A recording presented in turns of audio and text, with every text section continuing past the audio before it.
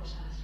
Y cuando nosotros usamos un seguro, usamos un servicio de algo, y entonces nos llaman y nos dicen, ¿me puedo hacer una encuesta rápida? ¿Me puedo contestar un par de preguntas? Hay una de ellas que suele ser, ¿recomendaría del 1 al 10 estos servicios a algún familiar o a algún amigo? Esa pregunta, que nos puede parecer tan sencilla y que nos ha pasado a todos y en algún momento la hemos tenido que responder, es una pregunta que está ligada al NPS y que mide la lealtad, mide la recomendación, mide lo que comentaba Paloma de el boca a oído, que hoy por hoy, junto con las reseñas, es lo que más importa para recomendar un producto o un servicio. Ese NPS, cuando nosotros a veces contestamos, las personas que nos preguntan nos dicen, ahora le van a pasar una encuesta, pero por favor, solo el 9 o el 10 son importantes. Aquí vamos a saber por qué el 9 y el 10 son importantes. Y es que el NPS considera que cualquier respuesta de recomendación que está entre el 0 y el 6 es que la persona que la está dando es un detractor. No solo no propone, no solo no va a recomendar, sino que va a dejar de recomendar. Las personas que contestan un 7 o un 8 son pasivos. Tampoco son personas que proactivamente vayan a dar esa vuelta de tuerca, ese estímulo y esa motivación para volver a contratar ese servicio. Y tan solo los que contestan un 9 o un 10 se pueden considerar promotores. El NPS se calcula como un porcentaje de todas las entrevistas, de todas las encuestas que pasamos, sacamos el porcentaje que hay de detractores y sacamos el porcentaje que hay de promotores. Y a ese porcentaje de promotores le restamos los detractores. Es decir, si hay un 80 de promotores y hay un 10 de detractores, en el fondo tenemos un NPS de un 70. Esta cifra, que no nos olvidemos porque ahora Marta os va a dar todo el detalle de dónde estamos en Clínica Baviera, es una cifra importantísima para seguir creciendo y seguir haciéndonos grandes. No solamente la empresa, sino cada una de las personas que trabajáis en ella. Vale, paso. Muchas gracias, Mónica. Bueno, pues estamos tocando un tema que creo que es importantísimo, porque todavía hay mucha gente que no sabe qué es el NPS y Mónica nos lo ha explicado muy bien. Aquí estamos. ¿Qué es lo que se evalúa para determinar el NPS en Clínica Baviera? Pues como veis, lo he dicho. Aquí. Como veis, se hacen una serie de preguntas al paciente que tiene que evaluar de 0 a 10. La primera es la que Mónica nos comentaba. ¿Recomendaría Clínica Baviera a un amigo familiar? La atención recibida por parte del equipo de enfermería y del resto de atención al paciente en la clínica. Específicamente preguntas referidas a la atención recibida por parte del doctor, así como el tiempo de espera en la visita. Y dentro de estas preguntas específicas se hace hincapié en 4 conceptos. Han sido las explicaciones claras, importantísimo que seamos capaces de transmitir al paciente, como luego veremos, las ideas de forma sencilla y clara para que pueda entenderlas. Me ha explicado bien mi diagnóstico y el tratamiento que necesito. El doctor me ha escuchado y he sentido que le he podido transmitir mis necesidades y mis inquietudes. Me ha aclarado las ideas en cuanto a cuál es mi patología y qué puedo hacer para intentar salir de ella, y me ha dedicado el tiempo suficiente. Con esto se nos evalúa en el NPS. Y ahora vamos a la realidad. Y la realidad es que los médicos no hemos sido entrenados para mejorar nuestro nivel de empatía con los pacientes. Hemos sido entrenados para diagnosticar, hemos sido entrenados para tratar. En eso somos expertos. Es verdad que en la carrera, cuando yo estudiaba hace unos años, y posiblemente ahora también, había una asignatura que era psicología. Y en esa psicología se nos explicaban los fundamentos básicos de la psicología clínica. Pero desde luego, nada que ver con mejorar la comunicación con nuestros pacientes, con herramientas que nos sirvan para potenciar la empatía con los pacientes, incluso herramientas útiles para reconocer qué es lo que cada paciente busca, porque cada qué es lo que el paciente busca y cómo podemos ayudarle para que su experiencia sea una experiencia satisfactoria. Bien, ¿cómo nos hemos defendido a lo largo de los años? Pues nos hemos defendido gracias a que nuestra experiencia clínica y nuestros buenos resultados terapéuticos han ido ganando la confianza de nuestros pacientes, han ido fidelizando a nuestros pacientes. Pero para elaborar esta relación se necesita mucho tiempo. ¿Qué pasa cuando hay una primera consulta? Cuando el paciente se acerca a nosotros por primera vez. Ahí no hemos tenido la oportunidad de diagnosticar, ni de tratar, ni de curar al paciente. Luego estas herramientas no nos sirven. La pregunta clave sería: ¿qué tenemos que hacer para conquistar a nuestros pacientes en la primera consulta? Y después sobre eso nos va a orientar Mónica.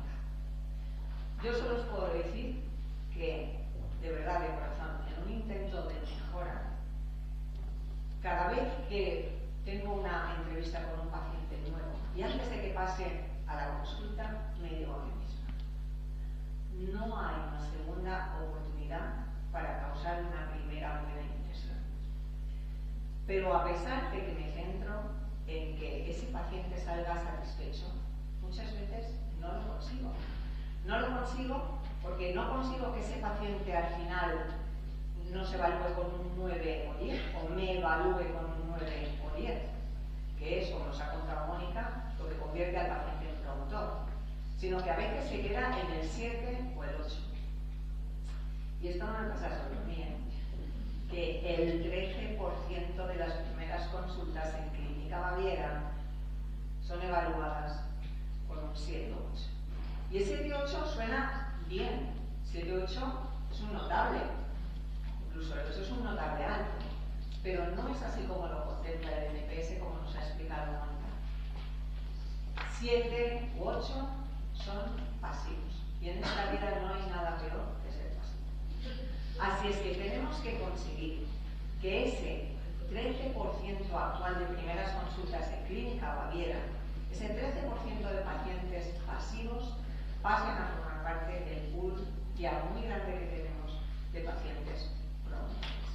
Y para darnos las claves de cómo mejorar nuestro NPS, nos va a definir Mónica una serie de perfiles de pacientes y vamos a trabajar sobre ellos. Mónica. Bueno, preparando el foro con Marta, hay muchos tipos de pacientes, tantos como personas, ¿no? Pero sí que pensamos que los podíamos agrupar, ¿verdad, Marta? Vamos a empezar con el paciente normal, con el paciente estándar, alguien que viene, que tiene un problema y quiere que le ayudemos, ¿no? Entonces, claro, como bien dice Marta, solo tenemos una oportunidad para generar esa primera impresión. Puede que le hayan hablado de nosotros, puede que le hayan dicho: oye, vete a Clínica Baviera, son de confianza, a mí me lo han hecho muy bien. Es así, y luego veremos las cifras. Pero, ¿cuáles son las claves con estos pacientes? Vosotros que lo vivís cada día a día. Lo primero es una conexión personal con ellos desde el principio, porque el paciente que viene, que es cliente, es persona y quiere un contacto cercano.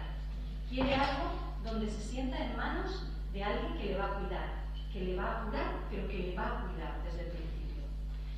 Hay que explicarles muy claramente el proceso, y en esto tenemos que adaptarnos a cada persona, porque hay personas que lo van a entender con mucha facilidad, le hables con las palabras que le hables, y hay otras que necesitas adaptar un poquito el lenguaje, pues porque a lo mejor no es una persona que esté muy en boga de lo que es las tendencias, de medicina, simplemente va para que le cuide. Y esto es importante, sentirse cobijado, sentirse que está en un entorno de confianza. Esa adaptación del lenguaje al paciente, yo siempre digo en comunicación, parece que cuando hablamos con palabras muy grandilocuentes que sabemos mucho del lenguaje. Y creo que eso es un error. Creo que las personas que más saben son las que saben adaptarse. Son las que saben ser flexibles, mirar a los ojos a la persona que tienes enfrente y decir: sé cómo voy a conectar contigo con la comunicación.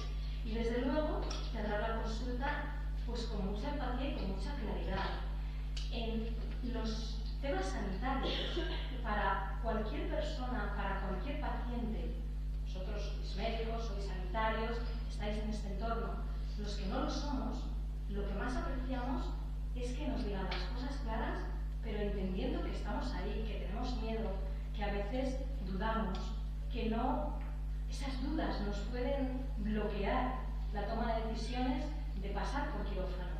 Y es en ese punto de empatía, de cierre de la consulta. ¿Y por qué digo en el cierre? Digo en el cierre porque es lo que el paciente se lleva.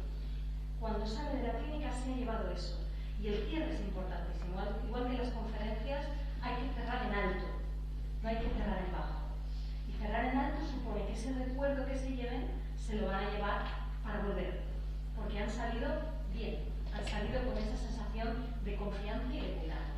Mónica, yo creo que una cosa muy importante es que este paciente estándar, que es, como su nombre indica, el más común, es por suerte un paciente entre comillas fácil, porque luego vamos a tocar un par de prototipos de pacientes que no son tan sencillos. Entonces yo creo que es aquí donde tenemos que ir a por el bien. O sea, este es el perfil de paciente en el que tenemos que, cuando entra a la consulta por primera vez, de nuevo insisto, hacer la idea de que hay que ser tranquilo, de que hay que explicar las cosas claras. Y de ahí una cosa que Paloma siempre dice, y que la verdad es que tiene mucha razón, y además que me mataría si no lo digo ahora, es que hay que cerrar la consulta haciendo que el paciente perciba que le hemos comunicado todo, que le hemos dedicado todo el tiempo que necesitaba. Y para eso hay una frase muy buena, que es decirle: ¿tiene usted alguna duda más que yo le pueda resolver? ¿O hay alguna forma en la que le pueda ayudar más?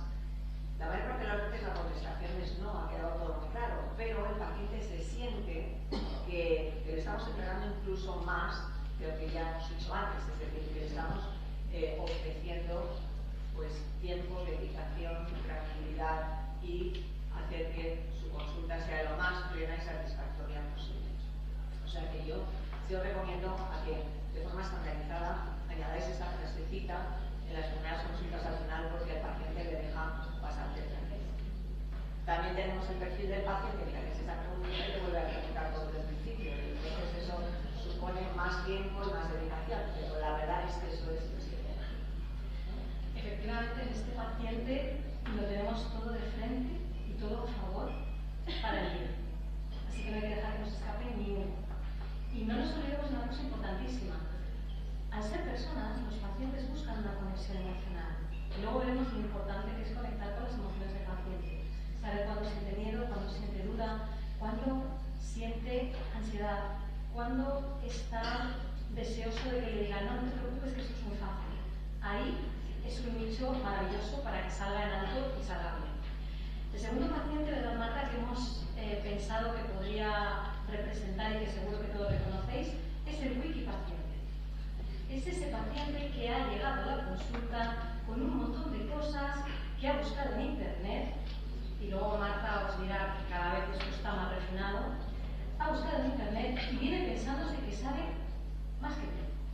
¿Os lo habéis encontrado, no? Nada, nunca. Bueno, pues a ti me gustaría, si no te importa, poner un ejemplo para empezar. Si empezamos con ejemplos.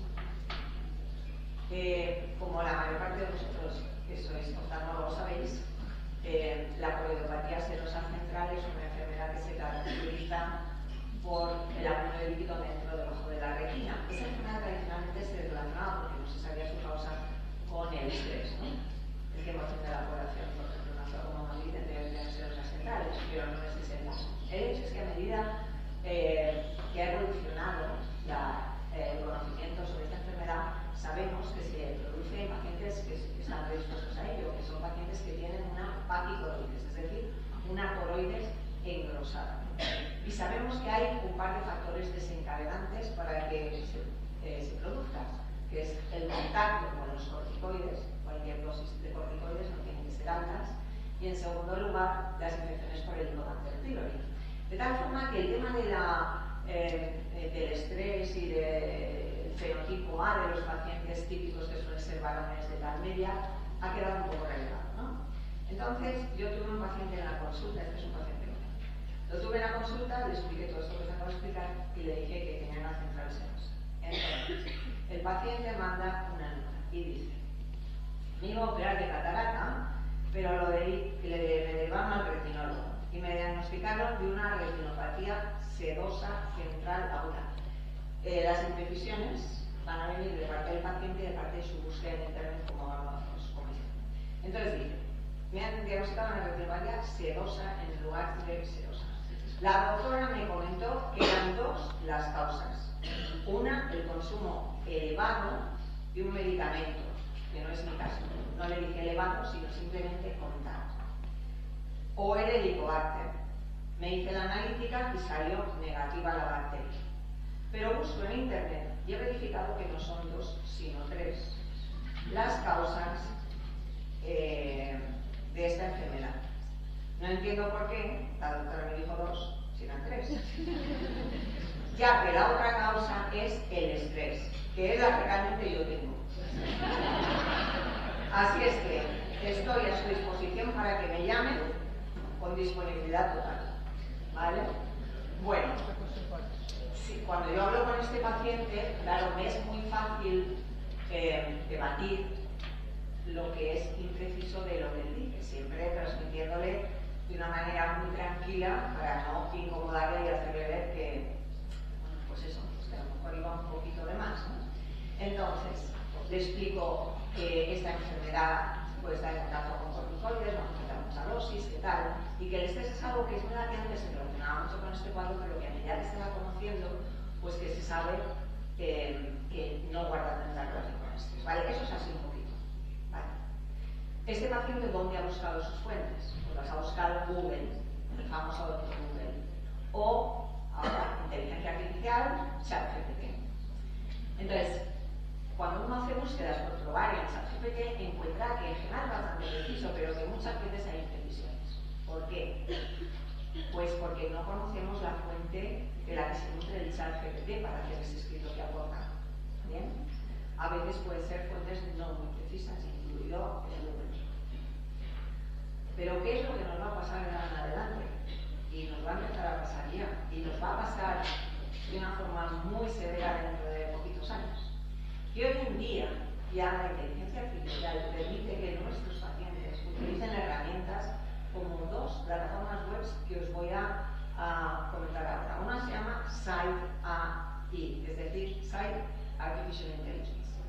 Esa es una plataforma en la que cualquier persona, igual que nosotros nos metemos en PubMed para buscar información sobre la patología, puede meterse ahí y poner una enfermedad y le da un registro de publicaciones sobre esa enfermedad.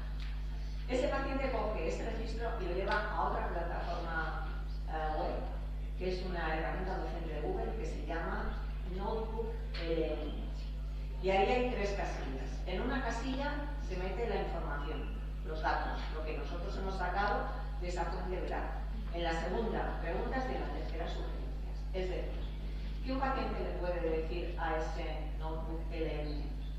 Esta es la información sobre la polidopatía esterosa central. Me gustaría saber cómo se diagnostica, qué características tiene, cómo se trata, cuándo se debe tratar. Y luego sugerencias como: yo soy varón de 50 años, dígame si sería aconsejable o no plantear un tratamiento en base a no sé qué, de mi visión y demás. Es decir, que de lo que ahora todavía nos podemos defender un poquito en este paciente de Wikipedia, porque viene con errores, dentro de muy poquito y dentro de muy poco será mucho más popular, vendrán con una absoluta precisión de los datos de su consulta. Es decir, va a llegar un pseudomédico a la consulta, pero teniendo unos datos muy claros y veraces de lo que nos va a estar preguntando o sobre lo que nos va a estar debatiendo. Con lo cual, tenemos que estar preparados para esa parte psicológica de abordar esto, porque no es fácil. No es fácil que un profesional de cualquier rama se siente ante alguien que le viene a consultar para dar lecciones. Entonces tenemos que aprender, y esto es lo que ahora Mónica nos va a enfatizar, cómo hacer que ese paciente esté tranquilo, que no se sienta ofendido, pero que nosotros podamos encontrarnos también cómodos en este tipo de consulta. Pues realmente es una oportunidad. Puede parecernos una amenaza porque, como comentaba Marta, pues antes se iban, miraban en un libro y traían una idea, y ahora resulta que se vienen hasta con las sugerencias que le van a dar al médico. Y eso sentirnos enormemente incómodos. Es esencial que no nos llevemos esa incomodidad. ¿Por qué? Porque hay algo que ninguna inteligencia artificial va a poder dar, y es vuestra experiencia. Vuestro conocimiento basado en la experiencia, en cientos, miles de casos, porque cada persona es única, y eso no te lo puede dar la inteligencia artificial. ¿Cómo es recomendable abordar a estos pacientes? Pues primero escuchando, porque ellos han hecho un trabajo de búsqueda y no van a admitir de salida que ese trabajo no vale. Eso es como descalificarles a ellos. Por lo tanto, vamos a escucharles.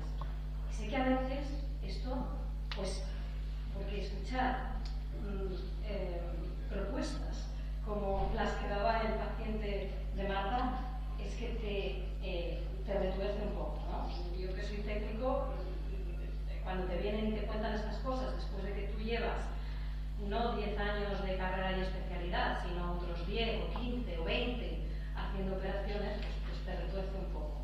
No mostréis eso, no es necesario, incluso es contraproducente mostrarlo. Cuando yo veo estas cosas en otros ámbitos, no en el clínico, yo siempre pienso, bueno, lo ha intentado, voy a ayudarle. Más que verle como una amenaza, le veo como alguien a quien ayudar. ¿Y cómo le ayudo? Con una educación colaborativa. No es que tenga que corregirle, ya la vida se encarga de corregir muchas cosas, ¿no? Los medios se encargan de corregir cosas, pero lo que yo puedo darle es una educación de lo que la experiencia que he tenido con otros pacientes y en otras situaciones me puede dar para aportar. Y desde luego, personalizar la consulta. Esto es algo que tampoco puede hacer una IA. Nunca va a hacer una IA. Tratarles como esa persona que tiene esta idea, que tiene este problema y al cual yo, utilizando el poder de un vínculo emocional, voy a llevarle conmigo. Me lo voy a llevar de calle. Me lo voy a llevar de calle para que crea y para que confíe. Incluso para que cuando salga de esa consulta, lo que le ha dicho la IA se lo cuestione. Y eso es mucho de conexión y de vínculo emocional. Y desde luego voy a reforzar esa confianza que me he ido ganando a lo largo de todo el tiempo que estoy en la consulta, todas esas exposiciones, todas esas ideas, toda esa manera de clarificarle y decirle, mira, entiendo esto que me comentas, pero te voy a compartir una experiencia que tuve con el paciente X que traía un problema parecido al tuyo. Nunca va a ser igual que el tuyo, pero es un problema parecido al tuyo. Y te hablo desde mi experiencia. No te hablo solamente porque soy el doctor y tengo una formación de